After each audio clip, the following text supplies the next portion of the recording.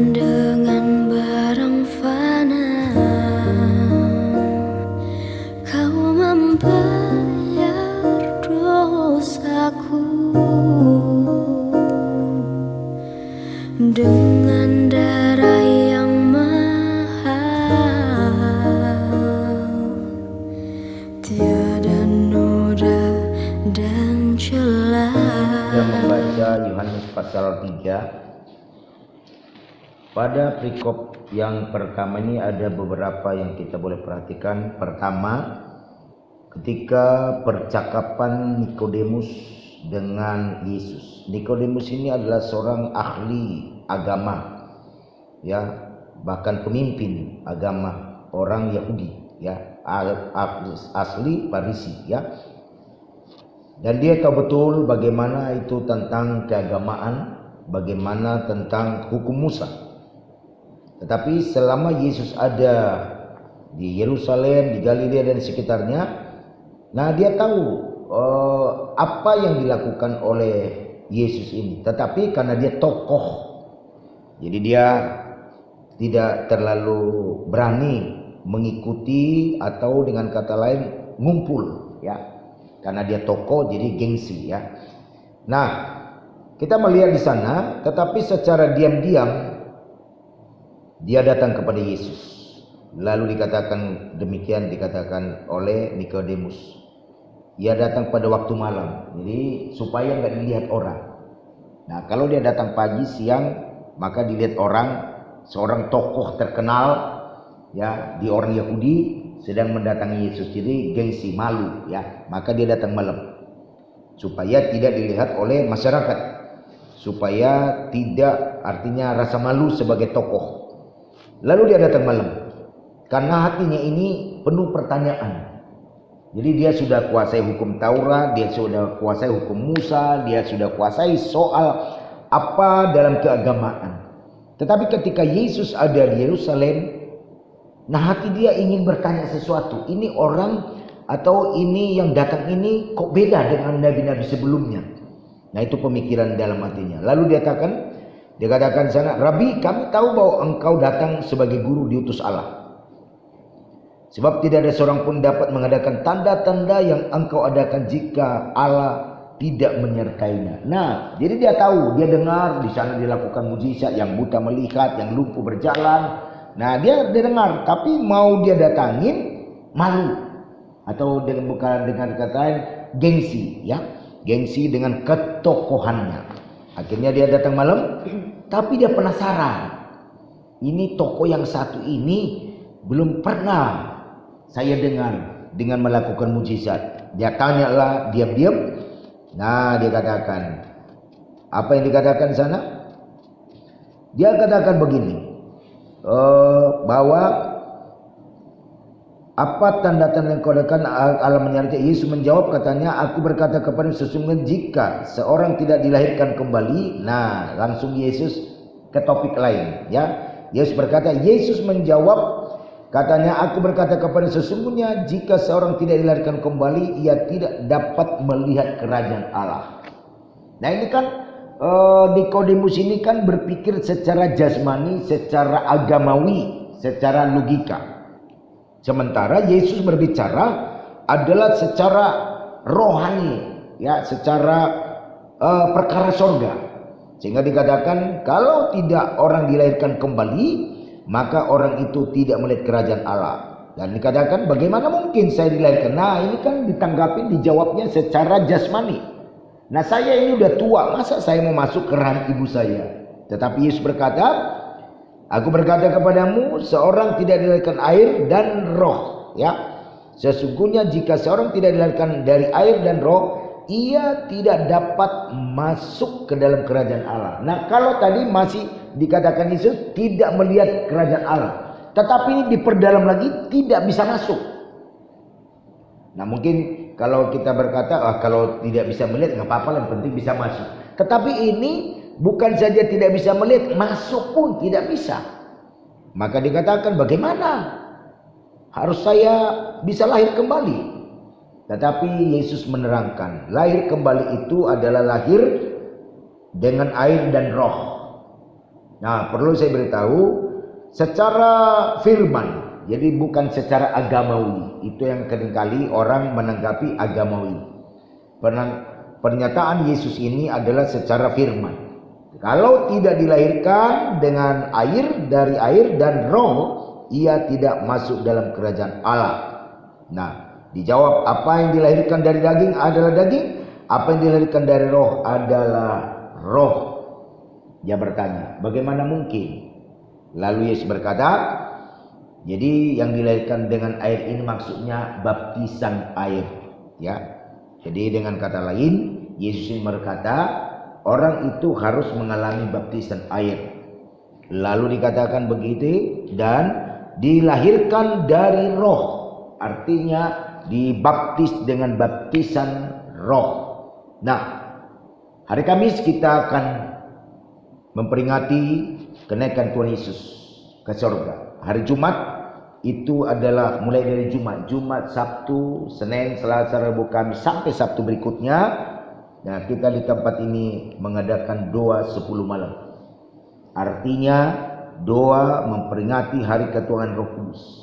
Kenapa perlu itu? Karena kita perlu diperlengkapi oleh Roh Kudus. Karena Yesus sendiri berkata, seseorang harus dilahirkan dari air dan roh. Dari air itu baptisan air, baptisan selam, baptiso, yaitu diselam, dibaptis dengan baptisan selam, di kolam ataupun mungkin di sungai.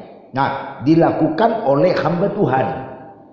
Ya, hamba Tuhan. Nah, sakramen dilakukan oleh hamba Tuhan, tapi itu ajaran firman. Sebab Yesus pun waktu berumur 26, nah dia ada dikatakan dalam pengajaran 26 sampai ada yang berkata 26, ada yang berkata 30. Nah, waktu dia dibaptis, Yesus adalah dibaptis selam di Sungai Yordan. Nah, di Sungai Yordan. Nah, jadi itu ya baptisan tanda pertobatan. Itu baptisan pertobatan. Jadi ketika kita percaya seperti dikatakan Kisah pasal 2, di Kisah pasal 2 dikatakan di sana, Kisah pasal 2 ayat 38, jawab Petrus, Kisah para Rasul pasal 2 ayat 38, jawab Petrus kepada mereka, bertobatlah dan hendaklah kamu masing-masing memberi dirimu dibaptis dalam nama Yesus Kristus untuk pengampunan dosa. Jadi maksudnya Yesus itu, engkau Nikodemus, sekalipun tokoh agama, sekalipun engkau pemimpin agama orang Yahudi, tetapi engkau harus mengalami lahir kembali dari air, dari baptis air. Nah, sebab dia sudah tua. Nah, jadi mungkin kaku, ya. Tapi pemahaman Nikodemus, di dalam pemahamannya dia pikir dilahirkan kembali itu dimasukkan ke dalam rahim ibunya, bukan, dibaptis selam, baptiso. Nah, itu artinya baptis selam itu adalah pertobatan. Jadi ketika kita percaya Yesus itu Tuhan, ketika kita percaya bahwa Yesus itu adalah juru selamat, nah itu dikatakan sana bertobat. Dan lalu ketika kita minta ampun sama Tuhan segala dosa-dosa, nah itu dosa kita dikuburkan, ditenggelamkan di kolam atau di sungai. Nah, itu dilakukan oleh sakramen, oleh hamba Tuhan. Tetapi itu adalah ajaran firman. Lalu setelah itu pengampunan dosa, maka kita dikatakan dan dilahirkan dari roh, akan menerima baptisan roh. Itu dalam doa kita. Bisa sedang berdoa kita siang, bisa sedang berdoa di rumah, bisa sedang berdoa 10 malam. Nah, yang membaptis roh ini bukan pendeta, bukan gembala, bukan hamba Tuhan, tapi Yesus dari sorga. Nah, bagaimana tanda-tanda orang dibaptis? Orang yang dibaptis dengan air adalah baptis pertobatan. Ditenggelamkan, ditenggelam baru diangkat kembali di kolam atau di sungai. Nah, itu adalah pengampunan dosa, pertobatan. Nah, kalau dibaptis dengan roh, itu Yesus dari sorga langsung menurunkan api Roh Kudus. Jadi seperti murid-murid Yesus berdoa di kamar Lot di Yerusalem, ketika mereka berdoa setelah Yesus naik ke sorga, maka turun dari langit api bertebaran di ruangan itu, dan bagaikan api, ya, bagaikan api, tapi bukan api, bagaikan api. Orang melihat itu api. Orang dari luar berkata, itu rumah kebakaran. Nah, ternyata itu adalah lambang Roh Kudus. Nah, sementara di dalam rumah itu orang sedang berdoa, menyembah. Nah, dari urapan itu, dari kuasa yang turun itu, maka masuklah kepada orang-orang berdoa tadi yang disebut namanya berbahasa roh, ya. Nah, berbahasa roh. Nah, di dalam Kisah pasal 2 dikatakan ketika mereka berkumpul di kamar loteng Yerusalem, maka dikatakan sana mereka penuh oleh Roh Kudus dan Roh memberikan kepada mereka kata-kata. Jadi berbagai bahasa. Saya akan bacakan Kisah pasal 2 ayat yang mulai dari ayat 1 sampai ayat 4. Ketika tiba Pentakosta, semua orang percaya berkumpul di satu tempat. Tiba-tiba turunlah dari langit. Nah, turunlah dari langit suatu bunyi seperti tiupan angin keras yang memenuhi seluruh rumah di mana mereka duduk, dan tampak kepada mereka lidah-lidah seperti nyala api. Jadi seperti nyala api tapi bukan api, ya, yang bertebaran hinggap pada mereka masing-masing. Maka penuhlah mereka dengan Roh Kudus, lalu mereka mulai. Nah, itu dampaknya adalah orang-orang berdua itu mulailah mereka berkata-kata dalam bahasa lain. Jadi bukan satu bahasa. Itu perlu diperhatikan. Berbagai bahasa, dan itu bukan diajarkan hamba Tuhan, seperti yang diberikan oleh Roh itu kepada mereka untuk mengatakannya. Jadi Roh Kuduslah yang dikirim dari sorga dengan bagaikan angin seperti api masuk di dalam masing-masing, maka orang itu berbahasa roh, bukan bahasa manusia. Nah, tapi bahasa yang dikirim dari sorga untuk mengatakannya. Jadi perlu diperhatikan, tidak satu bahasa, tapi berbagai bahasa, dan bukan diajarkan. Ya, bukan diajarkannya. Jadi Tuhan yang memberi bahasa itu. Nah, itulah maka dikatakan di sini tadi di dalam Yohanes itu, nah, supaya apa yang dikatakan harus dilahirkan dari air dan roh, barulah orang itu bisa masuk dalam kerajaan Allah. Jadi kita harus berjuang, ya. Kita tidak hanya menurut ayat ini, tidak hanya sebatas beriman, percaya itu bagus, itu tangga. Jadi ada berapa tangga, ya? Saya sudah sampaikan itu di PA, ya. Tangga pertama ada berapa tangga itu waktu itu, ya. Nah, jadi percaya, bertobat, nah baru dibaptis, bertobat itu dalam baptis selam, baru dibaptis roh. Nah, baru punya karunia. Dari karunia, nah baru terus ada penyempurnaan terusnya. Nah, itu kalau sudah punya tangga-tangga itu, itulah nanti yang membawa kita masuk dalam kerajaan Allah. Nah, mungkin kita berkata sulit, tidak sulit. Asal kita buka hati, asal kita ada haus, asal kita kerinduan, ya. Jadi karena itu bukan sulit, bukan artinya itu dibeli, bukan. Itu diberi dengan cuma-cuma bagi orang yang mau membuka diri dan harus berusaha untuk meminta supaya Roh Kudus. Nah, kita rindu supaya nanti orang boleh rindu untuk berdoa dan boleh perlengkapi oleh Roh Kudus. Sebab Roh Kuduslah yang membawa kita nanti bertemu dengan Tuhan di awan-awan. Nah, bagaimana tandanya orang dipenuhi Roh Kudus? Satu, mereka berbahasa roh. Kedua, ada kalau kadang-kadang diberikan Tuhan karunia. Ada karunia iman, ada karunia hikmah, ada berapa itu karunia itu? Ada karunia berbahasa roh, ada karunia mujizat. Nah, ada 9 karunia di sana, dan juga bagi mereka yang penuh Roh Kudus harus ada buahnya, ya, ada 9 buah. Nah, itu yang kita lihat di sana betapa pentingnya kita ini diperlengkapi baptisan selam dan baptisan roh. Baptisan selam itu hamba Tuhan yang melakukan, dan baptisan roh itu Yesus yang membaptis dengan rohnya. Nah, setelah itu baru dia katakan seterusnya.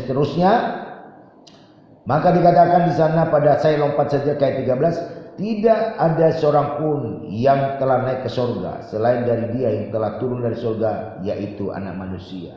Jadi Yesus Kenapa kita perlu percaya? Dia yang pernah turun dari sorga, datang ke dunia untuk mengampuni dosa kita, dan dia juga satu kali sudah naik ke sorga, dan nanti satu kali dia akan menjemput kita. Dan itu juga dikatakan di Kisah pasal 1, ketika mereka orang Galilea, mengapa kamu melihat ke atas? Waktu mereka ada di Betania, mengapa kamu melihat ke atas? Yesus yang naik ke sorga itu akan kamu lihat nanti dia turun juga menjemput orang percaya. Nah, karena itulah maka dikatakan di sana ayat 17, sebab Allah mengutus anaknya ke dalam dunia bukan untuk menghakimi dunia, melainkan menyelamatkan. Jadi menyelamatkan untuk sepanjang 2000 tahun ini. Menyelamatkan. Tapi nanti datang kedua kali tidak lagi menyelamatkan, mencari orang benar. Maka dikatakan sana, barang siapa percaya kepada yang tidak akan dihukum. Barang siapa tidak percaya, ia telah berada di bawah hukuman. Sebab ia tidak percaya dalam nama anak tunggal Allah, yaitu Yesus. Dan inilah hukumannya. Terang telah datang ke dunia, tetapi manusia menyukai kegelapan daripada terang. Perbuatan-perbuatan mereka jahat. Jadi kita perlu percaya kepada Yesus karena dia terang, agar menerangi hati kita. Dengan terang itu kita boleh memiliki kekuatan dan juga memiliki hikmat yang diberikan salah satu karunia dari Roh Kudus. Tetapi dikatakan lebih satu, tetapi barang siapa melakukan yang benar, ia datang kepada terang, supaya menjadi nyata bahwa perbuatan-perbuatannya dilakukan dalam Allah. Jadi kalau kita hidup dalam terang, saya baca kemarin semalam di dalam Roma dikatakan, kemarin juga saya baca itu waktu saya temani Ibu Gembala di rumah sakit. Saya buka di handphone saya, kan di handphone saya itu ada Alkitab. Nah, saya baca itu ada dikatakan di dalam Roma juga dalam Efesus dikatakan di sana bahwa perbuatan kita bukan saja tingkah laku kita, perkataan pun, ya, perkataan pun itu ketika kita mau dipimpin oleh Roh Kudus. Jadi kita berkata tidak lagi berkata sembrono, kita berkata tidak lagi berkata yang asal-asal, tetapi berkata kita adalah hal-hal yang di dalam kebenaran. Nah, itulah sehingga dikatakan itu terang, ya. Tetapi orang tidak suka hal-hal itu.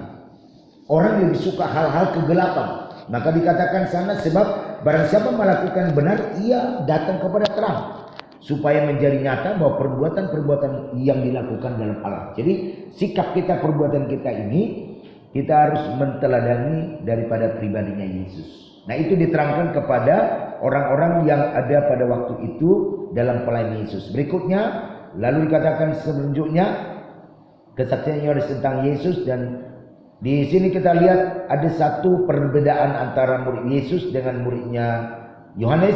Tetapi tujuannya adalah akhirnya Yesus memberikan satu pemahaman supaya bahwa Yohanes membukakan satu jalan untuk pemberitaan firman Allah bagi Yesus. Tetapi dikatakan oleh intinya di sini bahwa dua hal yang kita lihat di sini, ia semakin besar, artinya tetapi aku, artinya Yesus sendiri yang maha tinggi, dia tidak mau untuk menonjolkan dirinya, ya. Tetapi dia tetap katakan Allah yang maha besar, maha mulia, tetap juga dia tetap boleh dibanggakan juga Yohanes, ya.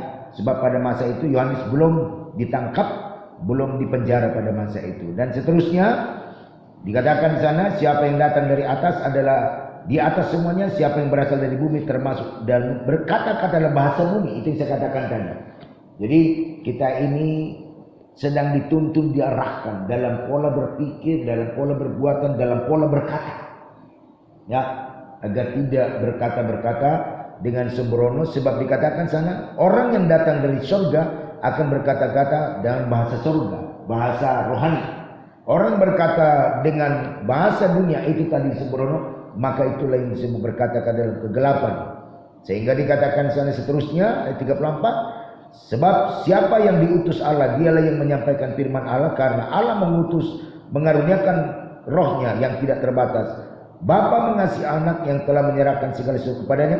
Barang siapa percaya kepada anak itu maksudnya Yesus, ia beroleh hidup yang kekal. Tetapi barang siapa tidak taat, jadi ujungnya atau goalnya betapa perlu kita taat. Barang siapa yang tidak taat kepada anak di sini maksudnya Yesus, ia tidak akan melihat hidup, melainkan murka Allah tetap ada di atasnya. Jadi intinya semua ini setelah percakapannya Yesus dengan Nikodemus, maka perikop kedua. Jadi perikop pertama percakapan Yesus dengan Nikodemus, perikop kedua adalah soal ketaatan. Itu intinya, soal ketaatan. Taat kita kepada firman, taat kita dalam kebenaran, taat kita dalam terangnya Tuhan, taat kita dalam perbuatan firman Allah, maka kita akan melihat hidup. Tetapi siapa yang tidak taat, maka murka Allah ada di atasnya. Dengan kata lain, kita diberi pilihan, tidak dipaksa, diberi pilihan. Kalau kamu taat pada firman, maka kamu akan mendapat kehidupan. Kalau kamu tidak taat, berarti itu pilihan, maka murka ada di atas kehidupan. Nah, mari siang ini marilah kita semua ikuti polanya Yesus, pola firman-Nya.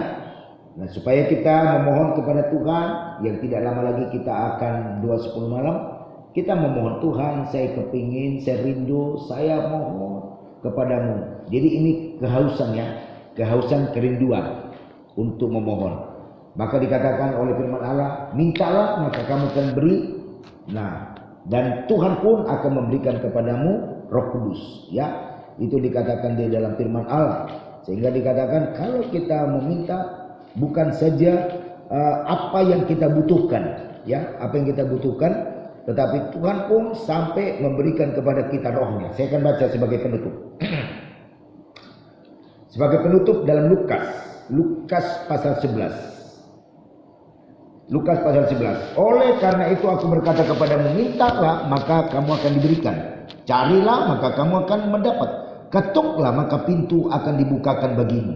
Karena setiap orang meminta menerima, setiap orang mencari mendapat, setiap orang yang mengetuk baginya pintu dibukakan. Bapa manakah di antara kamu jika anaknya minta ikan daripadanya akan memberikan ular kepada anaknya itu ganti ikan, atau jika ia minta telur akan memberikan kepadanya kalajengking. Jadi jika kamu yang jahat tahu memberi pemberian yang baik kepada anak-anakmu, apalagi Bapamu yang di sorga, ia akan memberikan Roh Kudus kepada mereka yang meminta kepadanya. Jadi perlu diminta, ya. Nah, kenapa kita perlu meminta? Kita perlu minta, Tuhan saya butuh Roh Kudus-Mu. Sebab Roh Kudus itulah yang mengingatkan kita mana yang benar, mana yang salah.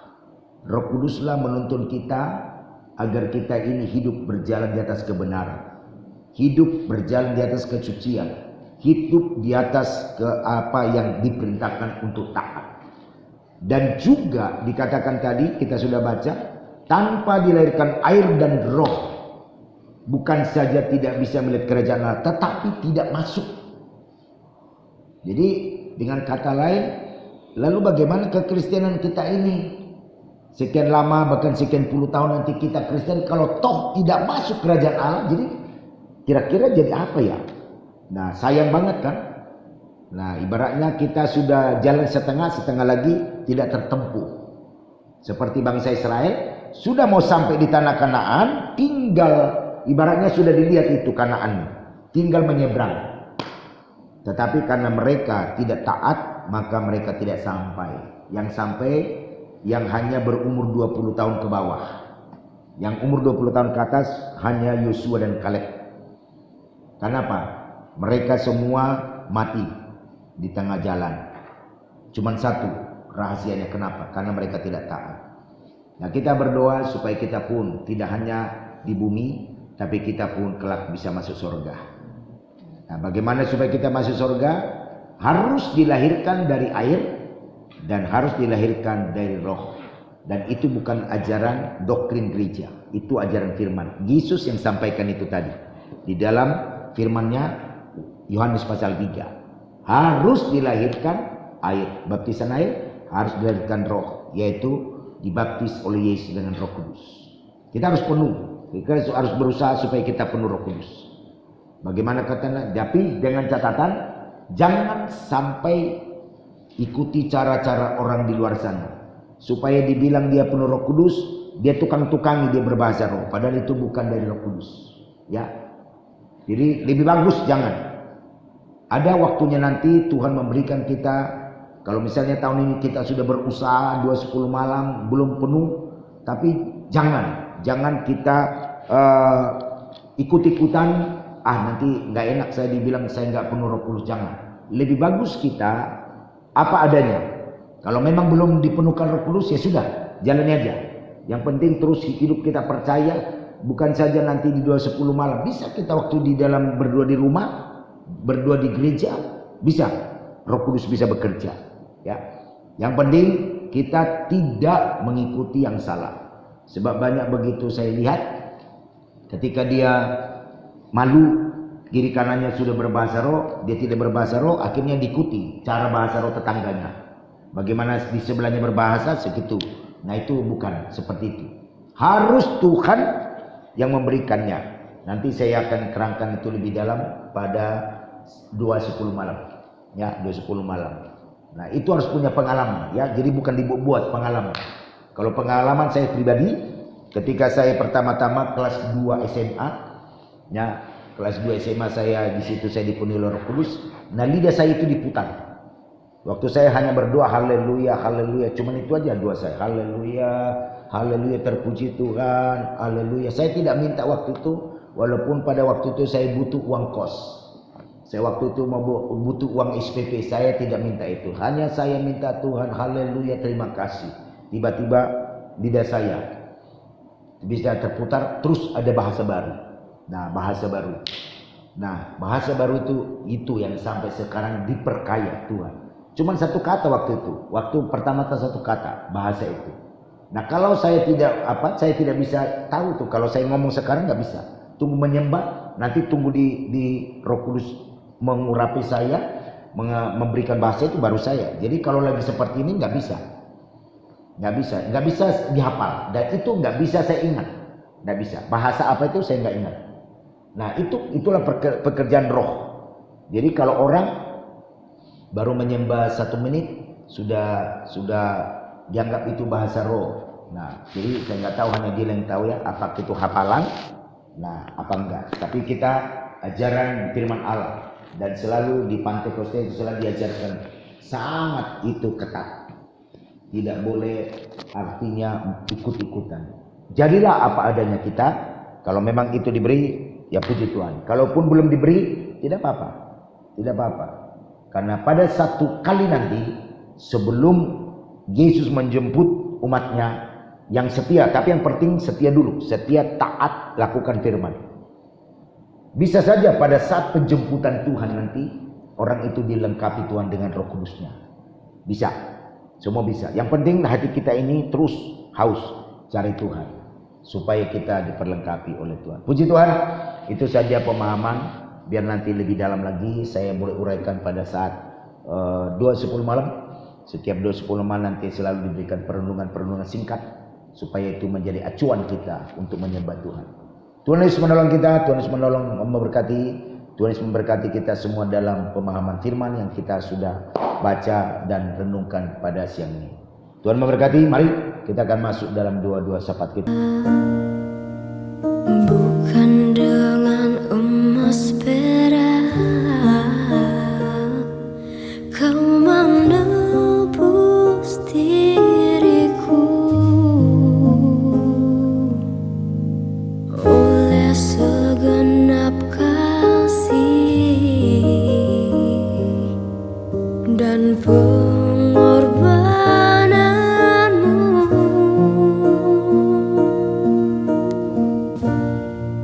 Ku telah mati dan tinggalkan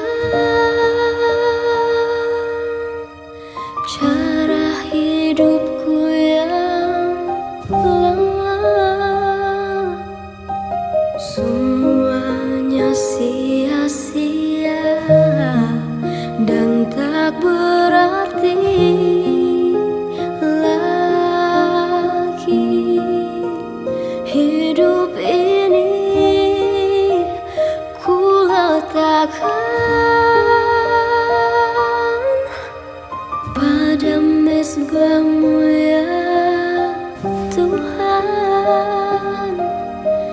Jadilah padaku seperti yang kau ingini.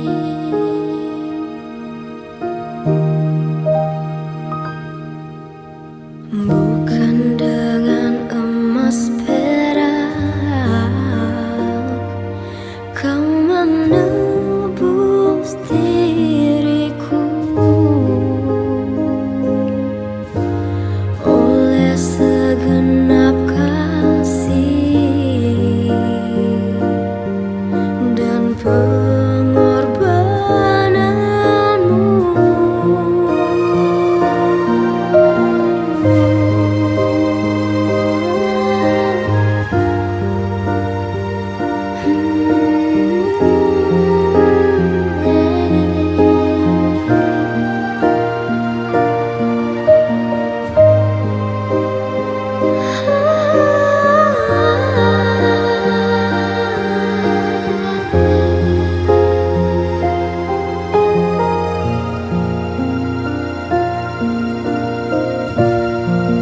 Ku telah mati dan tinggalkan